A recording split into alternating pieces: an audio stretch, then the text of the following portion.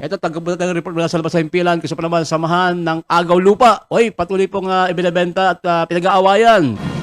Diyan po naman yan sa San Antonio, Nueva Ecija. Narito ang balita ni Romel Roque.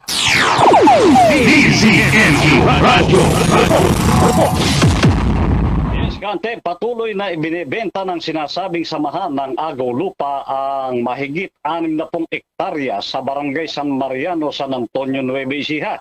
Ayon sa mga concerned citizens, ang pamilyang Marcelo ang may-ari ng mahigit 114 hectares sa naturang lugar na pinatutuhanan ng barangay captain sa San Mariano, San Antonio, Nueva Ecija.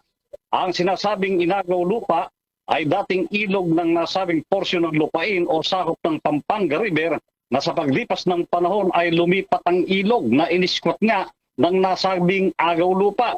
Buuan nila ang mother title ng lupain kasama sa titulo ang ilog na nahati na sa 8 beneficiaries ng mga mag-anak na Marcelo na updated na nagbabayad ng amilyar.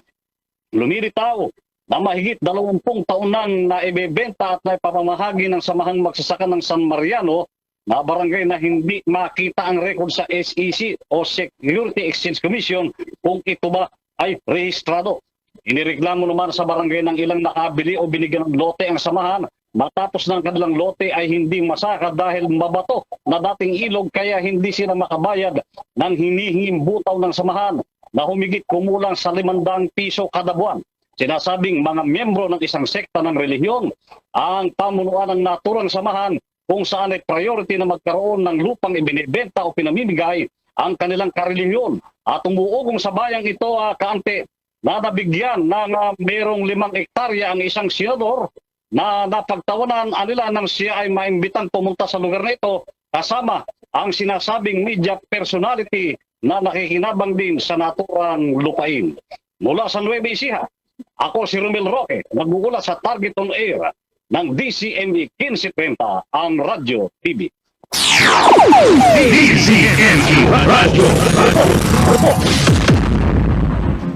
Maraming salamat kay Romel Roque. Grabe yung bentahan ng lupa talaga. Kahit saan meron, ano? Diyan nga po sa Antipolo, marami rin yan, ha? Kaya kung meron kayong pag-aaring lupa, sabi nga nila, kung hindi titulado, may hirap talaga, ano?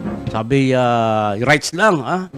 Talagang maraming problema yung ating bansa kapag ganito, no?